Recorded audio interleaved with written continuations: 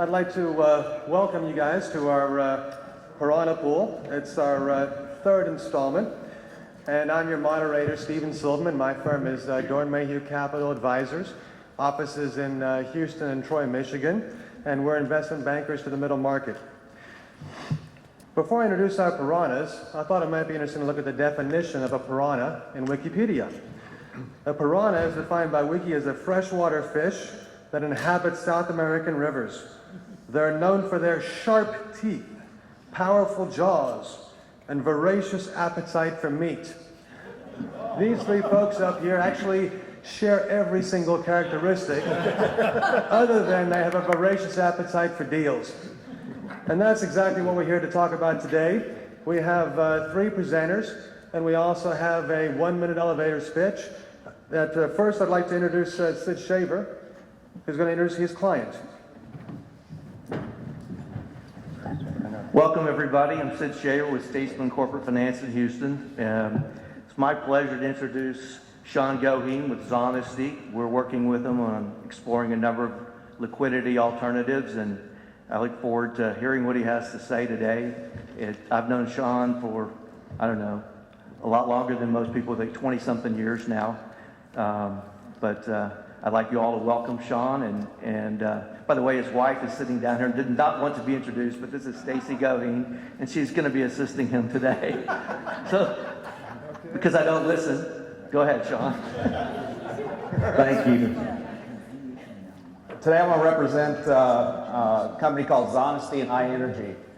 One company I raised about $1 million of capital right off the bat, and that's Zonesty. On the other side is going to be a company called iEnergy North America, and that is the broker retail part of our company. What is Zonesty? Zonesty is a company that's been, is the price line of the power industry. So essentially, we have made the power brokerage firms come compete for your business. Every day we get a matrix pricing. That matrix pricing gets downloaded into the system. We give you the best prices of that day from maybe 10 different companies on a daily basis. It does the same thing for residential. Our primary focus with Zonesty is going to be companies that average about 250 to 500,000 kilowatts. And our other side of the company is on the retail brokerage side, which I'll get to y'all later. We don't have brokers. We don't have phone calls. Everything's based on online service. So we took a lot of the cost and exposure to these energy companies and took it off their plate and put it onto us. So you can get online with us and get a 5 to 8 minute contract in the commercial space, which has never been done in the industry. There's companies that have lead generation, but nothing like where you have an online contract in that matter of time and get credit check. Beautiful thing that's been set up. We're probably about a year in advance on most of the companies that we've at least watched and from a competitive standpoint. So I'm going to let you listen to this real quick. I think this will give you a broad overview of what we're about. Hopefully the sound works.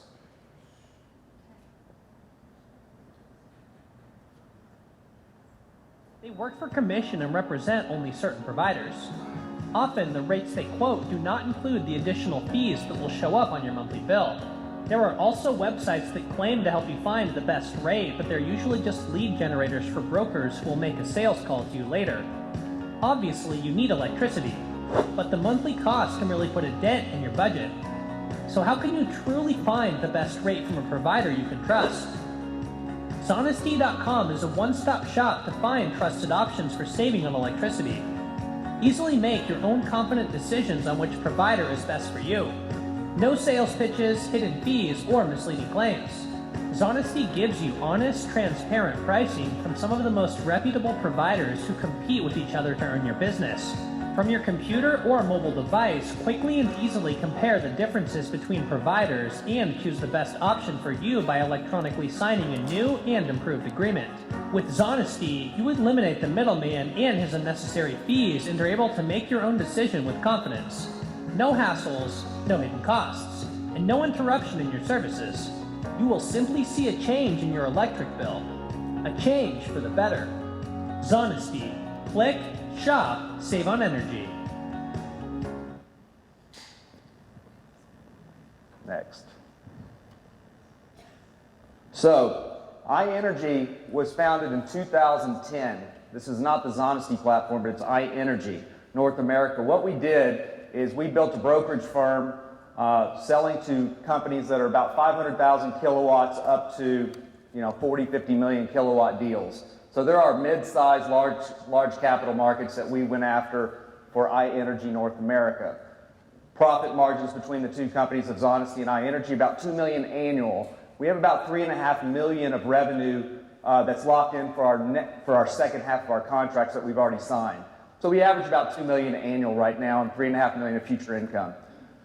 iEnergy, the problem that we ran into with iEnergy, we had some CEOs, CFOs come to the company or to my company and said, hey, how do we get to the place where we can start managing the small commercial space? And I said, I need to think about this. And it was 2 or 3 major companies in Houston. And when I got back to the office, I started thinking about it. I watched a video that came on from Priceline Expedia, and I started thinking about it. And I went, wow, I could do this in the power business. So I put this team together. I went and raised $1 million, found the team, guys from Reliant, some senior executives from different companies. Took about a year and a half of hundreds of hours of algorithms, math, and stuff that I can't do. I can look at the large picture, but no way could I do what they did. So as we came together with a company called Zonesty, put together the platform, took us about a year and a half. So in October of 2013, I pretty much got rid of everybody after that point. My spend was about $47,000 a month. Once I got rid of the team that we structured, I put them all on 1099 so I could use them on a monthly basis. Came in, took over the day-to-day activities, and found out that I could get it down to about $14,000 a month spent. So I really got my monies down on expenses. I've got money left in the bank, and finally I said, where do I go from here? So I hired Chief Marketing Officer Jill Adams Stevenson. She came in, and her primary focus was to get us from page 200 on Google, which we were completely terrible at, to page 2 today. And that was about a year, so I hired her back in November of 2013. So today we're on page 2 with 17 keywords. We're building about 30 pages a month on our web page to get us distributed throughout Texas. And we're about to roll out throughout the U.S. We've got all our contracts in place. Some of the first question that most people ask me is, what's the issue of not other companies getting into the market space? Well, you can't get into the market space if you don't have the relationships, you don't have the key players that trust and know that you're a good broker, right? You got to have the people that trust you.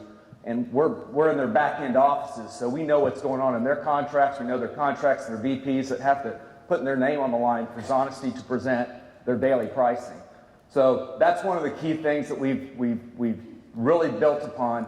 And I think when you see what the future holds for, many of you may not have deregulation in your states. There's 16 or 17 states right now that are deregulated. They're coming. They get voted on every year. Whether they make it or not, it's going to start happening. So I think with deregulation, all the other states coming along, and our rollout, we can change the way people buy power. Everybody's on their phones all day long. Everybody's on their computers all day long, and buying power is a hassle in the small commercial space. There's a huge market missing, and I think we've figured out how to fill that void. So that's it. Questions? Great. Thank you. Well, I apologize. We good? All right, super. In my excitement to talk about the Piranha's teeth earlier, I neglected to actually have the opportunity to introduce our Piranhas, and so let me just introduce them quickly, and then they can jump into the Q&A. I also have one announcement to make from our team. The event tonight at the Foundation Room House of Blues, we're actually oversold for the event, and so if anybody did purchase a ticket and was not interested to go or couldn't make it, if you could please see the registration table staff and maybe reallocate your tag, we'd appreciate it. Without further ado, we have Michael Pfeffer with Post Capital. Thanks, Steve. I'm Michael Pfeffer. I'm one of the co-founders of Post Capital, a private equity firm in New York. Our strategy is to invest in businesses with a minimum of $2 million of EBITDA up to about $20 million. Our strategy is very much centered around executives. We have what we refer to as an executive-first strategy, is to find really smart, talented executives with a great track record and a vision for their industry, and we partner with them to go find a business to buy. We'll also back an existing company to provide growth capital as well. We manage a couple different pools of capital. The most recent is a $100 million pool that we just closed over the past few months. Thank you. Thanks, Michael. And next we have Jeffrey Kadlic with Evolution. Yeah, Jeff Kadlic, Evolution Capital Partners. We are a controlled growth equity, committed private equity fund focused on providing capital to second stage companies nationwide. We define second stage companies as companies that have 4 to 10 million of revenue, 20 to 50 employees, at least $500,000 of profits. They're established and profitable businesses, oftentimes been around for 5 to 30 years. So a lot of people would define these as family or lifestyle businesses, and we want to work with lifestyle businesses that want to go for it and take it to the next level. So we're looking for opportunities where these small business owners want to continue on with the business rather than being bought out.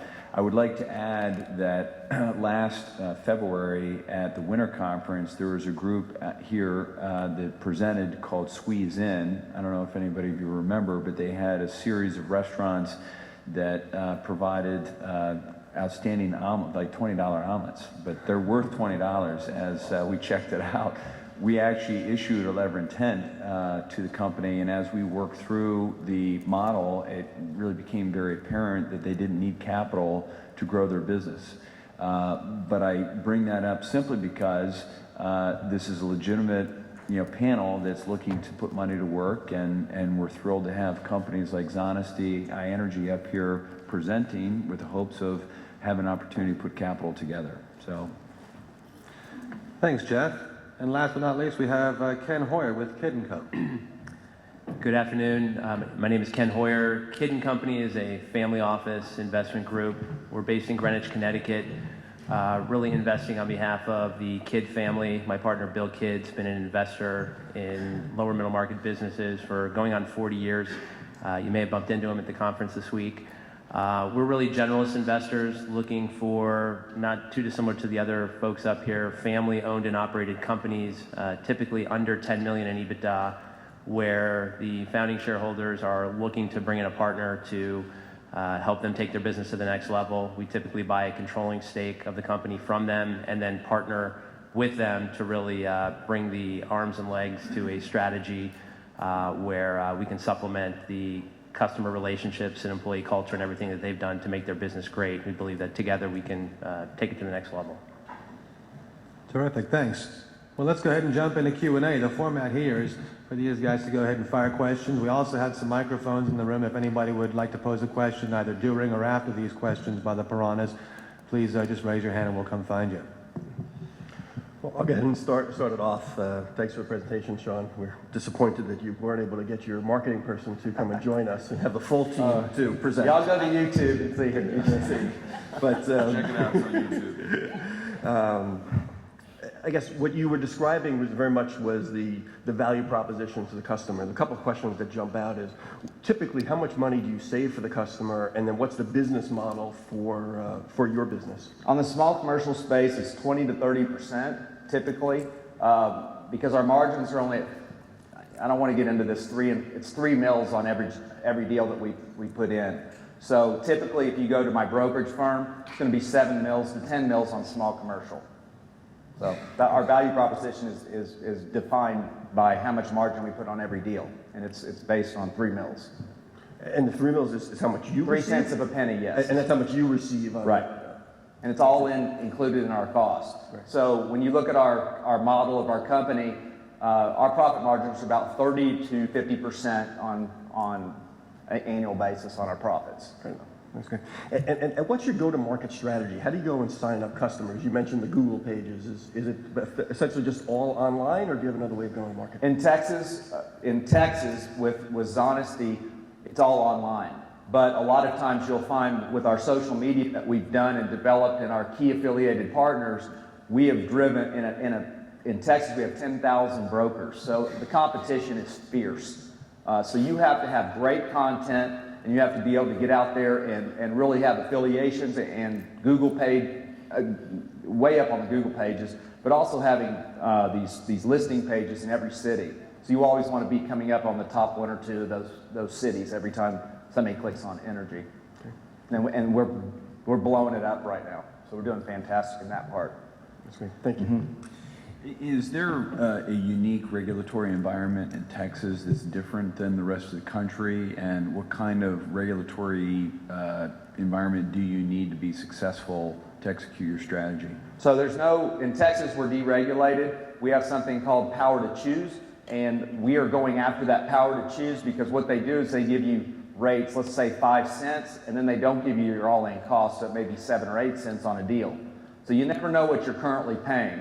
That's one of the issues that we're running into with brokerage in general, is there's no really format for pricing for these companies. So even in Pennsylvania, Illinois is getting more and more strict, but where they're starting to say you need to disclose your fees. That's where it's headed, but again, it's open range right now. So all these new companies or new states are really trying to learn it. And maybe I missed it, but can you talk a little bit about how you all get paid through this process and really where you think you can take it if you roll out your strategy out to other geographic locations? You had mentioned the margin, but what does that mean in absolute dollars? So right now we're doing $2 million annual between iEnergy and Zonesty. Our goal, if we get 13 other states, it'd be $26 million annual, which means on our profit side, we probably, and I'm going to be just bare bones, be 30% of that. I just need to have, this is our next level. I need to have call centers and I need to have marketing dollars to get us to that next point to where I can get to these other 13 states and provide the structure and the marketing I need to move forward. And do you guys measure like customer acquisition costs? I mean, it sounds like you've got some calling effort. You use the online strategy very, very well, but how much money do you need to invest to get that next dollar of revenue? So the energy companies right now are spending $926 to get one customer on a commercial piece. Zonesty is costing about $326 to acquire a customer. Okay, so we definitely have to keep our margins where we can become profitable, but we totally understand the concept of how to bring why the online process is so much cheaper, and the energy companies don't have to have in-house sales groups, and my call centers would run me $5,000 to $6,000 a month. Companies like Exelon, they spend $20,000 to $30,000 a month, and they acquire about 500 to 1,000 customers on 5,000 a month. It's about 500 customers a day if they're managing that on a weekly basis. And my last immediate question, how do you differentiate yourself from other groups that might be out there trying to execute the same? So there's a company called Choose up in California. They have what they do is it's a lead gen. So somebody goes to their website, they type in, I want my commercial energy, and then within 30 seconds, you've got 10 brokers calling you. It's the freaking most annoying thing I've ever been through. I've done it myself, and within that morning, I'm getting 15 broker calls. And then you get so confused with it, you're going, oh my God, this is 4 cents, this is 5 cents, and you don't know what to do. And it just, to the point where you just either sign up or you hang up. So we feel that we're about 6 months to a year ahead of most everybody with our technology because of the relationships, and we can roll this out on an annual basis very quickly. I mean, we can get it out to all the different states and push forward. I was hoping to have a presentation for y'all to show what we just built, but it didn't happen today. But we're very close to being rolling it out to all the deregulated states. Yeah, I've got a somewhat related question. So in the markets that are deregulated today, it would seem the barriers to entry are fairly low for companies to come in and do what you do. I'm familiar with others in Texas and other states that do that. So with the exception of Texas, how do you intend to retain a competitive advantage or that head start? It would seem a lot of Me Too companies are going to... Perfect. So the broker side, we're already in all the other states, right? So we know we're up against competition every day. On the online processing of other states, there is no competition because nobody's willing to go spend, like I did, $1 million, and I shouldn't say no one. There is companies trying to facilitate concepts like we have, but they've never had it where you can go online, have the 1, 2, 3 click through, 8-minute contract, and not have to deal with a broker. That's just not out there yet. It's going to happen, I'm telling you. People are already coming up my tailpipe with it, but it hadn't happened yet. So I'm ready for them to do it. But I think we're ahead of the market space right now to where if I can be the first movers or one of the top 1 or 2 firms that have a heavy marketing campaign, I can make the numbers work. I've been successful with, iEnergy started in 2010. We averaged, consistently $2 million a year between the 2 companies. So I feel we can blow it out in every city, in every state.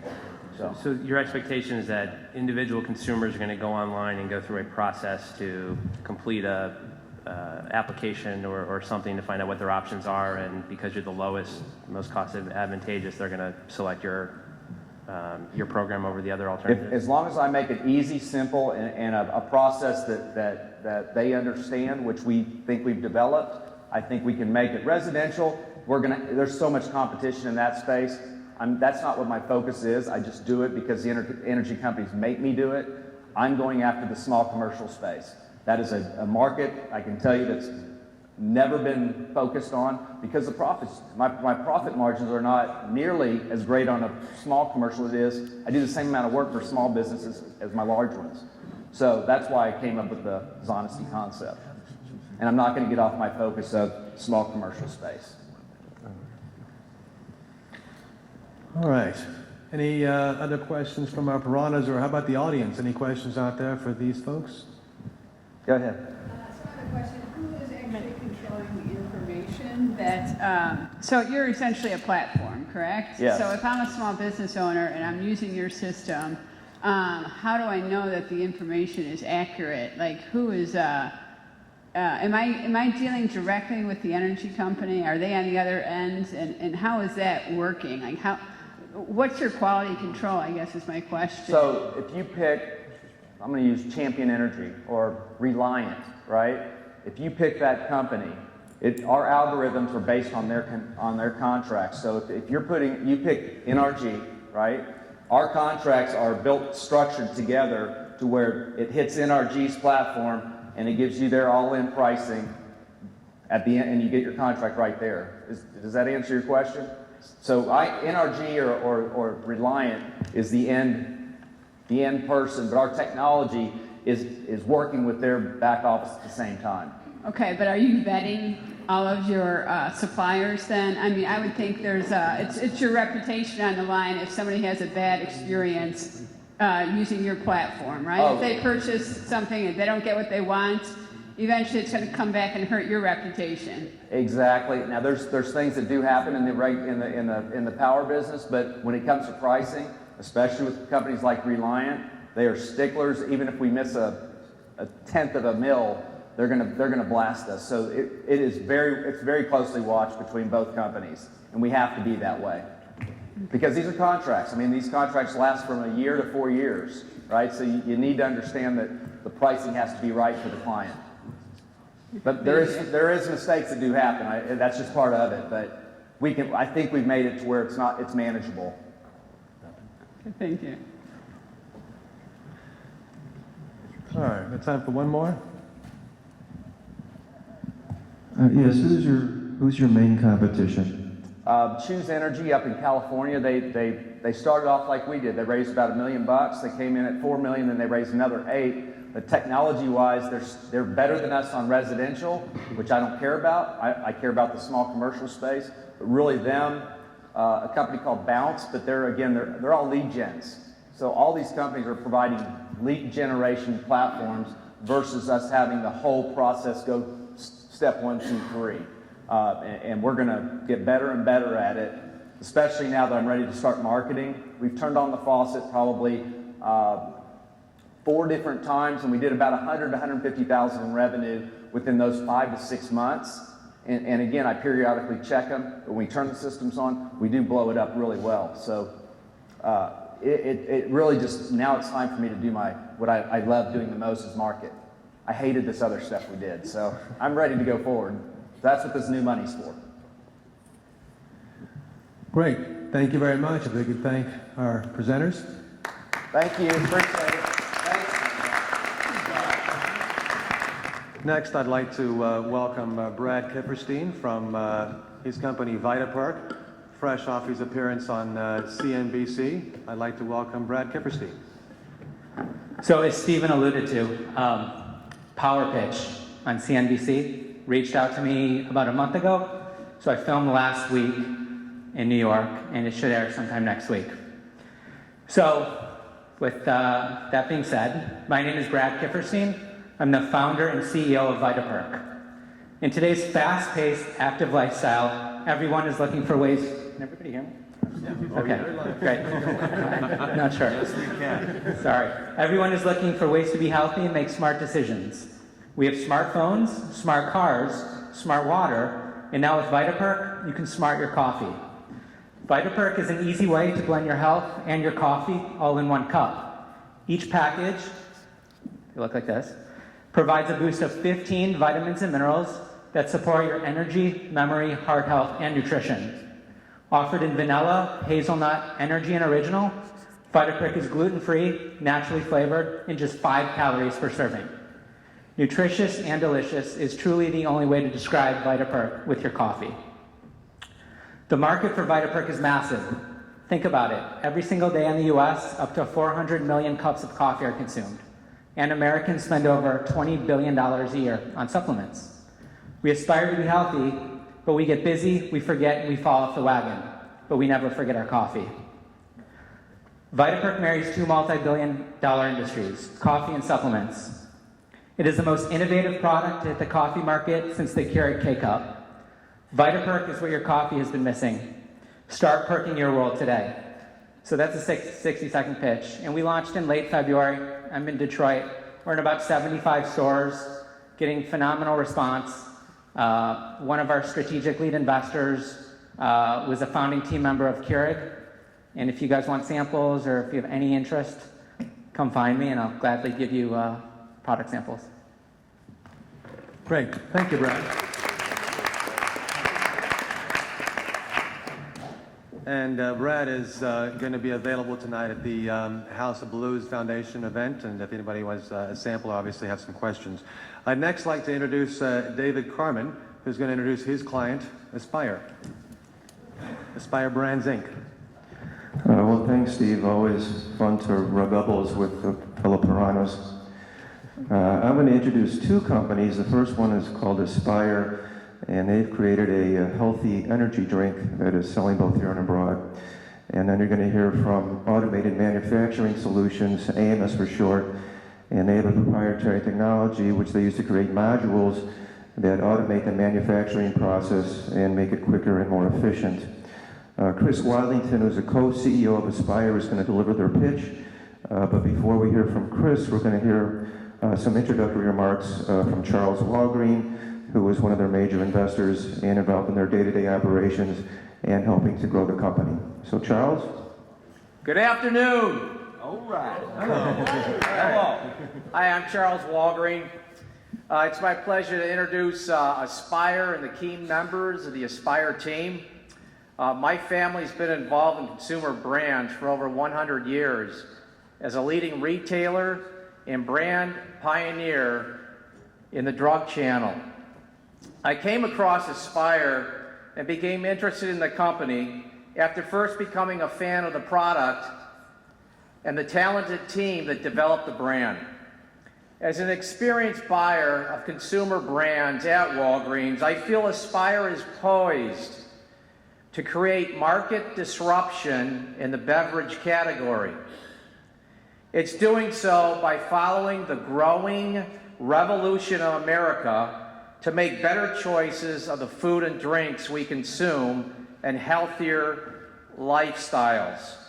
Aspire, with its natural good-for-you ingredients, healthy energy, calorie burning, is positioned as the everyday lifestyle drink at the leading edge of emerging, functional, better-for-you beverage revolution. I'm not only an investor in the company, but I personally have accepted the role of Chief Development Officer, and I'm solely focused on using my best efforts to bring Aspire to deeply rooted national and global retail relationships around the globe. I hope you see the same investment opportunity that we do and invest in a healthier you. Without further ado, please allow me to introduce Darren Linnell, co-founder and co-CEO of Aspire Brands. Thank you.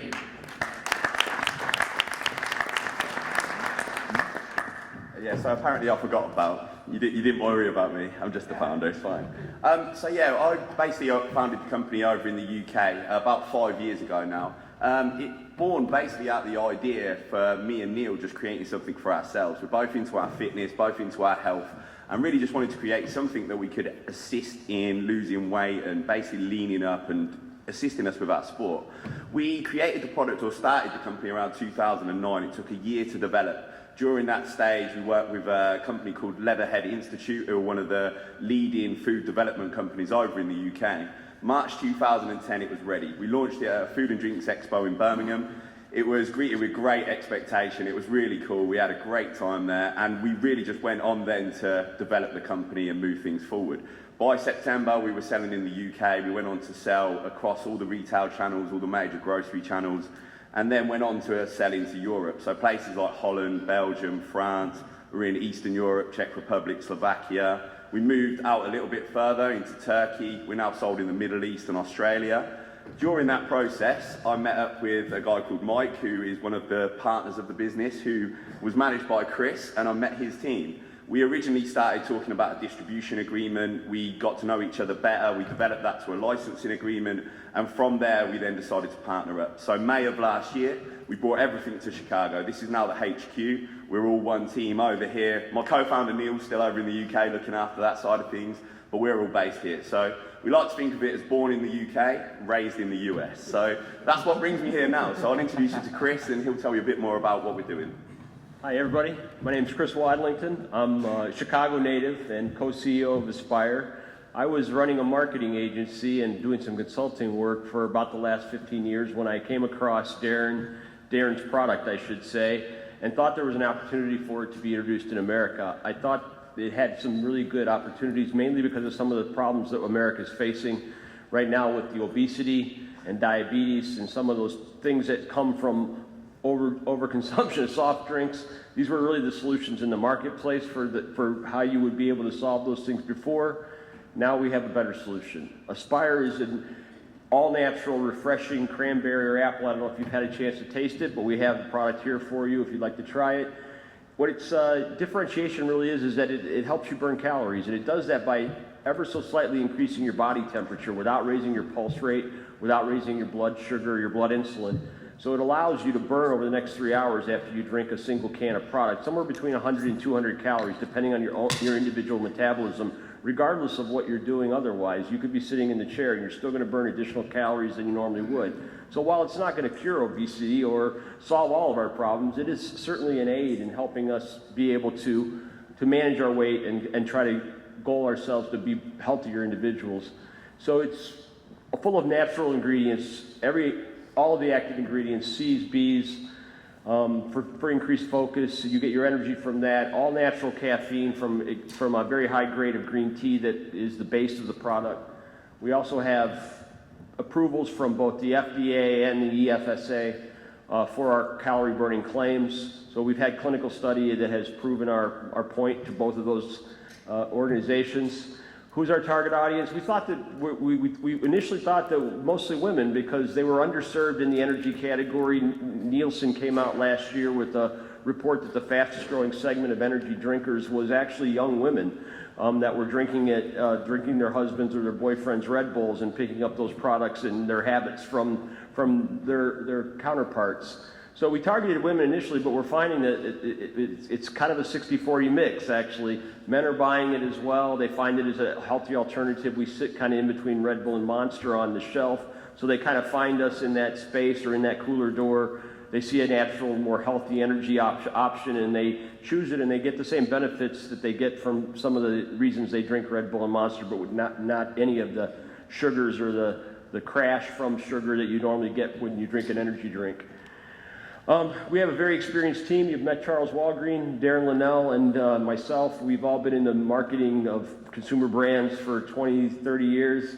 These are Neil Blewett, he mentioned, was one of the co-founders. He's also running our international operations. And Bill Goodwin is our chief operating officer. We've all worked together for 15 years in my marketing consulting business at one time or another. So we've had a long-standing relationship. We have some outside advisors. One of them, whose name I cannot mention, but I'm going to, his name is Harry Dernick. He actually is the co-CEO or the ex-CEO of Red Bull from 1997 to 2007. He's not allowed to be involved day to day in the business, but he befriended my young counterparts from England. He actually lives in England now. During his reign at Red Bull, they went from 300,000 cans a month to 300 million cans a month. So he has a fairly good handle on the energy category. And he's been advising us on kind of how to position the product. Initially, it was early stage before I got involved. And he's also helped us with to develop some key partners, one of which is Avanzar. They're our distributor in Los Angeles. We're just getting ready to launch in Los Angeles. We've been test marketing in Chicago exclusively for the last year. These guys basically built the Red Bull market in Southern California from scratch. So he was at the very beginnings of Red Bull when they started distributing in Southern California.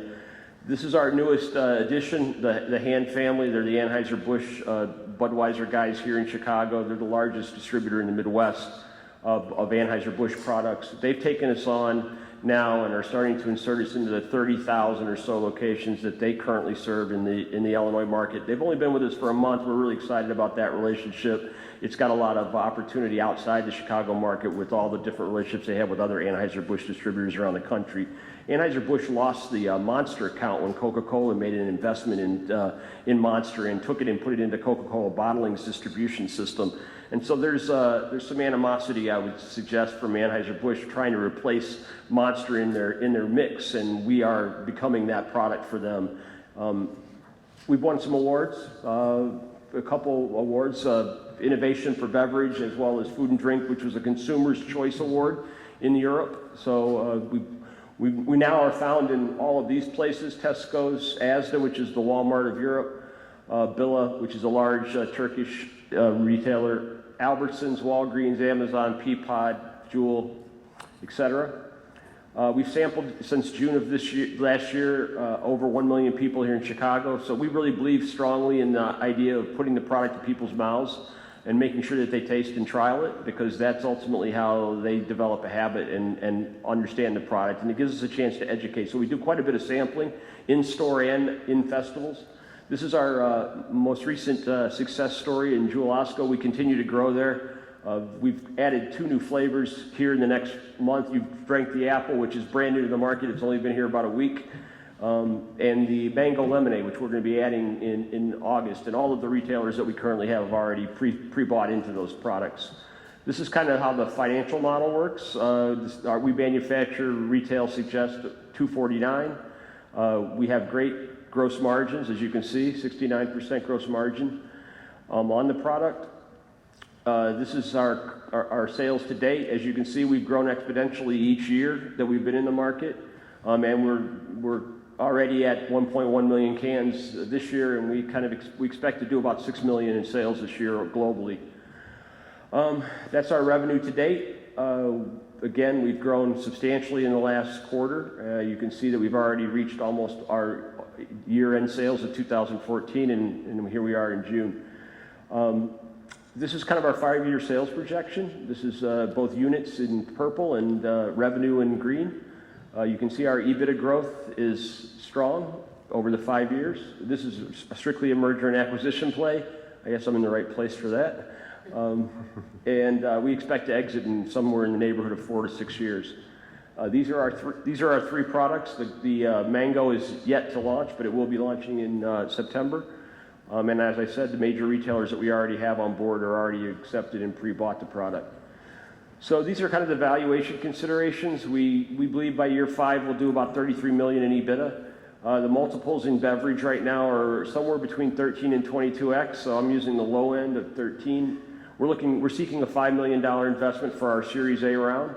And for that return on investment in 5 years, we expect the return on that $5 million to be about $108 million.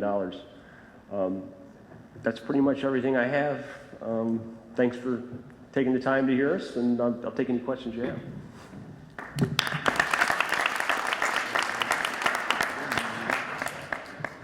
Terrific. Get R&D up here. So, did our piranhas get the goodness of Aspire Brands? I'm up here drinking your product. This is pretty good. This is, You like it? Yeah, the apple acai. I recommend it. So a lot of times in retail, it's what is the investment or cost that you need to invest in your distribution network for them to take the chance and accept your product on their shelf. Can you explain a little bit more about your terms of your sale arrangement with the companies that Sure, distribute it your varies depending on the retailer. Some grocery are allowing us to go in with no real fees, and those are more of the cutting edge, newer, high-end retail stores like Heinen's here in town, or maybe Wegmans on the East Coast. You're from that area. Others are we're paying slotting fees. We're paying an initial fee to get on the shelf. We're buying that real estate essentially, and those fees can vary anywhere between $4,000 to $10,000 a SKU, depending on how big the retail organization is and how much coverage you're going to get. So a 7-Eleven will roll you out by region. Walgreens, we've just started putting product in their stores recently. We're in the 14 downtown Walgreens locations. So ultimately, we believe that those fees are going to be a little bit more. They're a little bit more involved, and they're more expensive, basically, because you've got 8,200 stores in a Walgreens chain, and it may be only 185 in Jewel. So, for example, Jewel, we paid $4,000 a SKU to get in on all 185 stores here in town. So it does vary, but there is a cost associated with the shelf space, no doubt. I think it's worth mentioning on that point that the international stuff is all dealt with as master distribution agreements. So rather than the way that we work over here, everything's kind of wholesale. So they take care of all the A&P, all the marketing side of things. We sell into them, then manage their territory as such. So the cost of doing business internationally, whilst the turnover's not as high initially, there's no real cost of doing business other than the time that we spend managing them. Is the sale though? I mean, if you sell into a Walgreens, let's say, and it doesn't turn, are you getting that product back, or is a sale a sale? In Walgreens, for an example, we are guaranteeing it. This is our first month in that chain. If, in fact, it did not sell well in the first month, we have guaranteed the product and we would take it back out. It has never happened to us yet, though. We've never been not sold on shelf after we've been put on shelf. So we've never not been able to sell through, even with the limited marketing budgets that we've worked with to date. And most of this raise is involving an additional amount of money for marketing. Almost all of it's going into that. I think it's worth saying to that end that most of the buyers will give you kind of a year to prove yourself. When we talk to them, they give you enough time to at least come in if something's not going right, to put it right and give you a chance to prove yourself. So when I see this whole calorie burning thing, it comes down to actually what I consume in addition to whether or not I drink your product. I mean, how do you justify the calorie burning aspect for somebody that's generally an unhealthy eater? I mean, well, it's not going to guarantee that you're going to become slim. It's going to guarantee that you're going to burn a couple of hundred extra calories every time you consume a can. So if you continue to eat the way you do today, and you drank this product for a period of time, you would expect to lose some of that weight. You won't become slim and fit, but you will lose some weight. We do something, we call it the Aspire Challenge. Every year, the first of the year, we do a promotion called the Aspire Challenge, where consume 2 cans a day for 2 weeks and report your results before, during, and after. And most people, about 5,000 now, have reported over the 4 years, mainly in the UK, anywhere from 2 to 10 pounds of weight loss with no additional exercise and no change in diet. So it does have those calorie burning effect, and over time, it just adds to your lifestyle and your ability to manage your weight. And you've vetted this with regulators that say we're okay with you stating that both the EFSA in Europe, which is a very strict body, even more strict than the FDA, and the FDA's attorneys themselves have already evaluated our claims and have approved us for the statements that we make around calorie burning. Yeah, Jeff, I guess the more you eat, the more you have to drink of the product to keep up with it. Because if I could eat a lot more and not exercise, this is going to be a hell of a sale. There you go. It's a lifestyle beverage. It's something first you got to like. You got to want to drink it, and then you'll form a habit around it, and pretty soon you won't be able to do without it. So. Yeah, I mean, you kind of touched on this with Jeff's question, but I'm curious about making the health claims that you do in light of the regulatory environment we live in here in the U.S. I mean, I don't see Monster or Red Bull or even Diet Coke claiming to help consumers lose weight. I would think Because they the FDA would require clinical trials or some sort of approval for you to make the health claims that you are in your product. As I mentioned earlier, the FDA attorneys themselves have already evaluated our claims and our clinical studies and have approved our claims of calorie burning. So it does burn calories. That's a fact. It's been tried by, there was a product in market called Celsius that still exists today. But in 2007, it came out with some of these same claims, and they were sued immediately by about 4 different state attorney generals. They won all 4 of those cases because they did the same kind of clinical studies around their calorie burning claims that we did. Our ingredients are very similar. We're just better marketed in that sense. But at the end of the day, those things have already been proven. That precedent has already been set in the U.S. So we're very confident that the FDA won't in any way interfere with our ability to make the claims we do.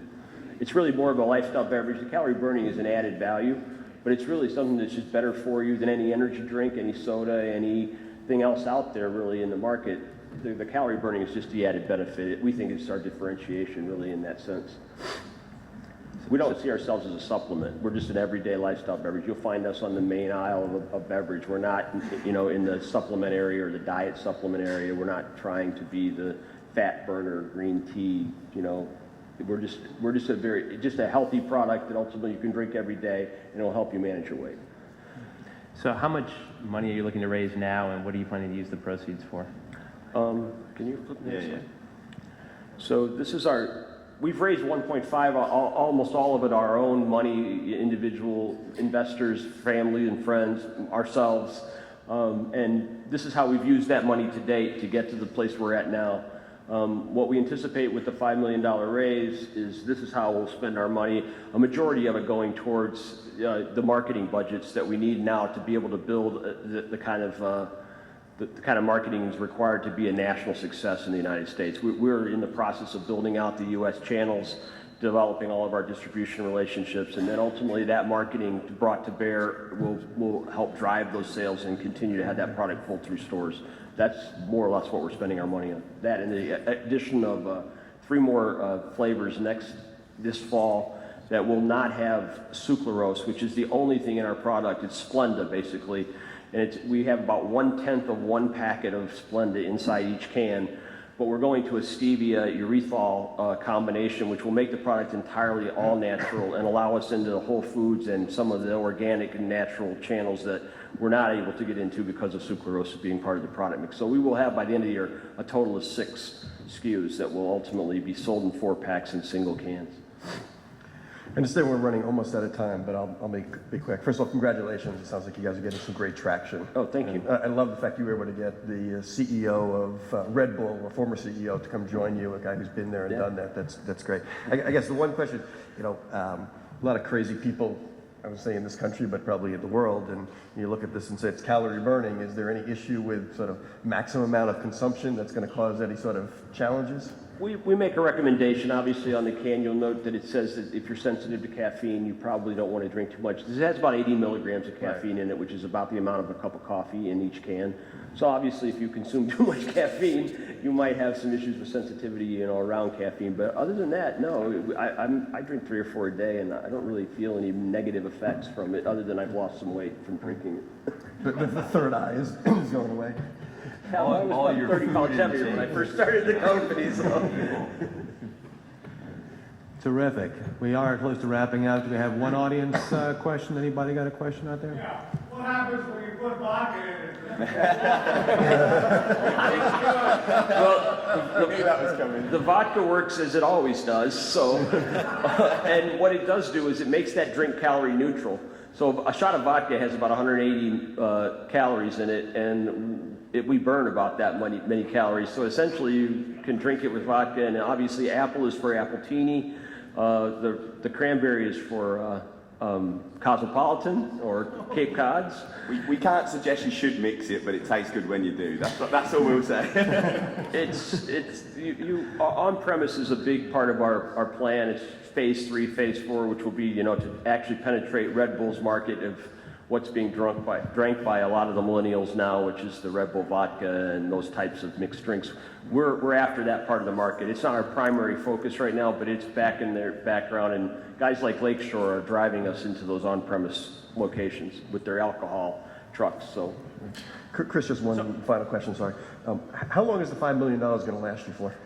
we think we have one more raise to do after the $5 million, probably sometime late in 2016. We'll have enough valuation in the business to want to raise another, we think $15 to $20 million, all marketing driven, just national marketing campaign, war chest, if you will.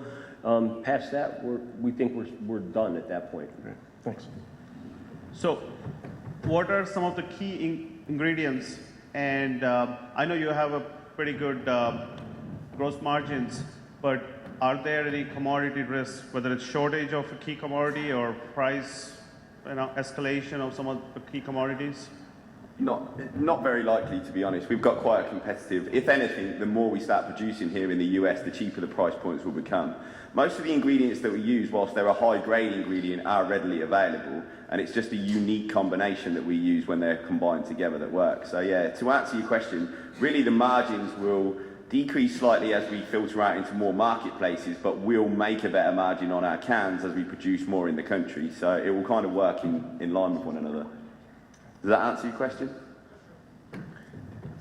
Just to add to that, we think we can hold our margins by what you just described, just manufacturing economies of scale and being able to continue to sell at the retail prices. We're following basically the Red Bull model price-wise, $6.99 in a 4-pack and single cans 2 for $5 most of the time on special. So it does work out. Terrific. We're out of time. We want to thank Aspire Brands for the presentation and the samples. Next, we're going to hear from Steve Gager. He's the founder and CEO of Automated Manufacturing Solutions. Hello, everyone. As introduced, I'm Steve Gager. I am the president and founder of Automated Manufacturing Solutions. We're located here, actually locally in Crystal Lake, Illinois. And I'm here to tell you about an outstanding opportunity in a market segment that is accelerating in growth like not seen before. Automated Manufacturing Solutions builds smart automation equipment that manufacturers like 3M, Hewlett-Packard, Ford, John Deere, and Caterpillar use to build the products that they make faster, cheaper, and with better quality. This is a $180 billion market in the United States, and 500 million of it, minimum, is business right here in the Midwest. In 2014, our revenues were $1.8 million, and we are on track right now in 2015 to be at $4 to $5 million in revenue. Our request for quote volume has grown from 6 million to 42 million. That's a 700% increase in just the last 12 months. This is totally unprecedented in this industry. AMS provides flexible, what we call future-proof solutions, and they are in very, very high demand right now in today's manufacturing environment. We are currently raising $1 million to get to a $10 million revenue stream in 2 years. We have already raised $250,000. We are already planning a second round of $10 million in funding to target a $100 million valuation in 5 years. We're looking to fund strategic acquisitions and bolt-on businesses with that second raise. A couple of examples. People that might not be in manufacturing might not be completely familiar with what we do. We partner with our customers in order to provide solutions that help streamline their processes. We provide our customers with compelling solutions that gain competitive advantage. Major manufacturing customers such as ITW, Briggs & Stratton, and suppliers to Ford, General Motors, Maytag, Motorola, and General Electric would all be our target customers. The first system that we've got on the top here is actually a project for Briggs & Stratton. They're currently producing a product using 54 operators. Our system will reduce that labor down to 12 operators, which sounds like we're replacing jobs, but we're really not. We're saving jobs, because the alternative is to send the business overseas. This particular project is $3.25 million. It has a 2-year payback and a 10-year life cycle, so the justification is quite easy to do. Another project that we did recently was for a supplier to Chrysler. They were currently using one operator to perform these operations. It took a minute apiece. They got the idea that they could do this quicker, so they went to a company in Germany who provided them with 2 robots in order to do the loading of this product and reduce that down to 4 parts per minute, which was quite the accomplishment. We provided a solution that did it at 20 parts per minute, 3 to 5 seconds, as opposed to the 24 seconds that they were doing with the 2 high-end robots. That's a 20-time improvement on output. These are the processes and the equipment that we provide in order to help our customers be more competitive. Another system that we just recently delivered runs 4,000 different parts all on the same piece of equipment. We call this future-proof equipment because it's flexible enough that with a very short changeover time, they can run many, many different products. So it gives them the flexibility in order to produce different parts very quickly. Time to market is very short. It used to take 2 days and $86,000 worth of tooling in order to change to a new product. Our machine does it in 17 seconds, fully automatic, with no tooling. We actually they recently had a new customer, Maytag, that wanted a product that did not exist before. This could typically take a couple of years to produce. In 2 minutes, we produced a brand new product off this piece of equipment and supplied it to Maytag. Our customer did. This gives us an opportunity to reduce our inventory. Many projects realize payback from just the reduced work in process and the associated costs. Smart automation is connected to the enterprise resource planning systems. It's like lean on steroids. We've built out our executive team. We're all very, very well versed in the industries. We've diversified over many different industries in order to reduce our risk. So our executive team and our management team comes from all different industries. The talent and management team is all in place. We've also built out an experienced management team. All of our different departments are in place. We're building those teams out with broad range of experience in diverse industries. Each team is mentoring new team members in order to grow our capacity. It's part of our growth strategy in order to multiply.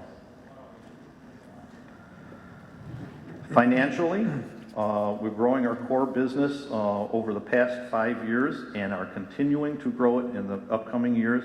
We've actually realized 8 times revenue increase in the last 5 years and continuing to do so in the upcoming years.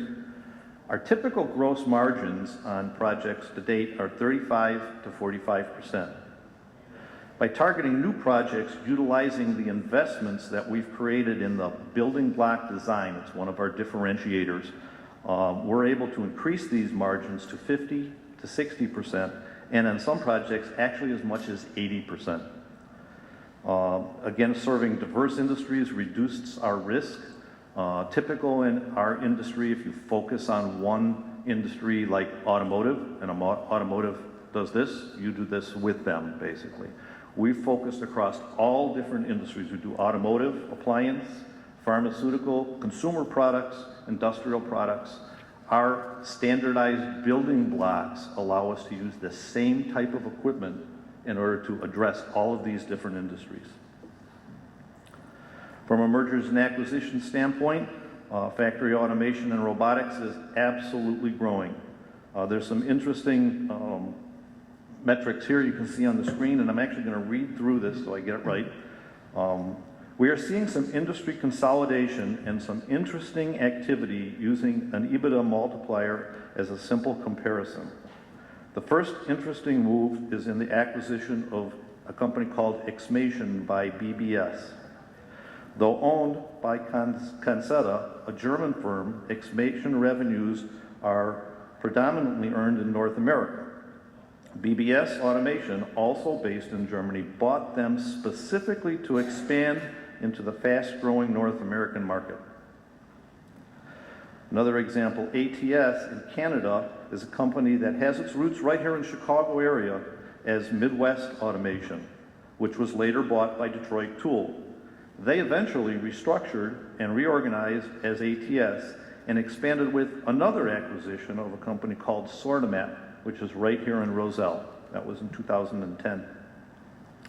ATS is now diversified or divested their solar energy business in order to focus solely on manufacturing automation and have made two recent acquisitions. The first, IWK, based in Germany, added some international customers and also a manufacturing equipment service component, which is something AMS will be adding to increase our value. This services part of our business has been growing rapidly. They then acquired M&W, which is a German company that has a library of standard designs, plus they're a system integrator capability, much like ours. It's the same business plan.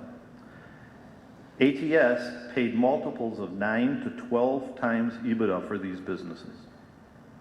Another trend that we have observed is the acquisition of automation solution providers by electrical component distributors in their effort to move up the food chain and improve margins by becoming a provider of value-added solutions in a high-growth industry such as ours. We are seeing this in the United States with the acquisition of a Minnesota company with revenues of $33 million being acquired by Graybar out of St. Louis. The largest of these was the purchase of Invincess by Schneider Electric for $5.2 billion at a multiplier of 11.9 times EBITDA. Our strategy of building out our core business as a solution provider and laying on the manufacturing services and growth through acquisition will certainly add value to AMS over time. Our business will gain even more value as the Internet of Things continues to impact the manufacturing sector. Our potential acquirers would be, one, any manufacturing company looking to become more agile and improve their bottom line, or an automation company looking to add our specific intellectual property and broad industry expertise to their portfolio. In this investment opportunity in our first round, again, we're looking for $1 million. We've already raised $250,000. This gets us to about $10 million in 2 years of revenue. The pre-money valuation of our business today is $4 million. We're here today because we're seeking the right partner with the resources to also fund our second round and build value more quickly. With the right partner, we could easily do $10 million next year. This would accelerate our timeline for growth to reach our $100 million goal. Our business model, with all of the standards that we've developed, triples EBITDA to 30% of revenue. Our exit strategy is the sale of business within 5 years. AMS currently is a C corporation. I'm the 100% owner, and we're currently looking for a combination of debt and/or equity opportunities with the right partner. Question? Terrific, thank you.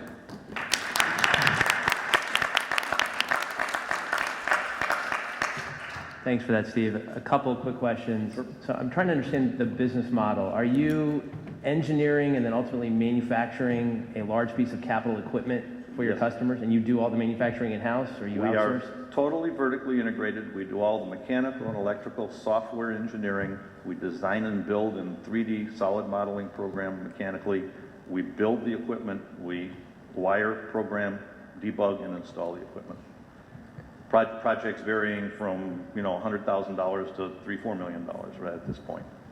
Got it. And then you provided us with quite a bit of comparable valuation information. If I do the quick math, it looked like those companies were valued at about 10 times EBITDA. Yes, that seems to be pretty average. And I think you said you had revenue of $1.8 million at a 10% EBITDA margin. I'm curious how you come up with a $4 million pre-money valuation. In 2015, we'll do $4 to $5 million. So conservatively, the $4 million at 10 times is 400,000 in either. And we are already on track for that. Go ahead, please. No, please. Age before beauty.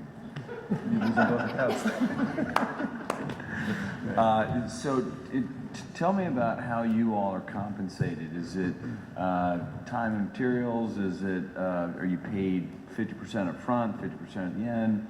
All of our projects are not all of our projects. The majority of our projects are hard-coded. We do partner with some of our customers and do some time and material and development work, especially if there's a large portion of R&D involved. But typically, we firm quote our projects, and then we get progress payments. So there's typically a down payment and an engineering payment and different phases of the project. Some of our projects take a year to build. But how does that lay out? Are you getting 50% of your payments, 30% of the way through the project, or is it a little bit more front-loaded on the payment side? Every customer and industry is a little bit different. Automotive is a huge challenge to get progress payments early. Other industries, not as much. So we typically get somewhere between 20 and 50% down. 50 is unusual. 20 to 30 is more typical. Do you have any ongoing revenue streams, any service or maintenance?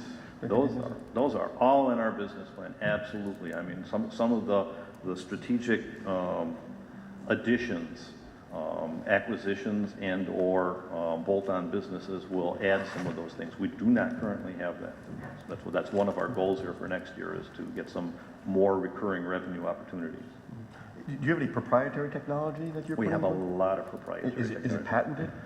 It's in the process of starting to be patented. In fact, one of our strategic partners and recent investors is actually a patent attorney. Great, thank you. Mm-hmm. And the investment that has come on so far, is that a participating preferred security, or is that common equity, or how's that structured? Right now it's convertible debt. Okay. Mm-hmm. What's an average project size for a customer, if there is one, or a range? It's a difficult question. Typically, over the past couple of years, an average project would be $200,000 to $700,000. More recently, that's actually growing more into the $750,000 to $2 and $3 million projects.